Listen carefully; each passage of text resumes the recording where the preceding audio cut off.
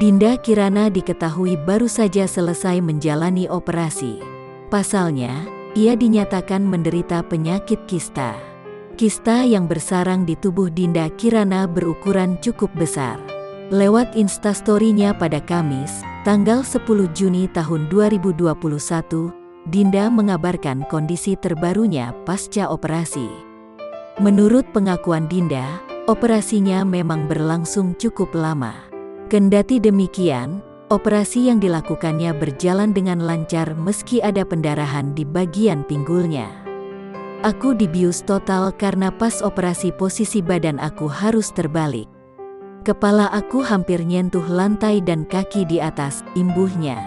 Beruntungnya kini ia sudah menjalani operasi pengangkatan kista.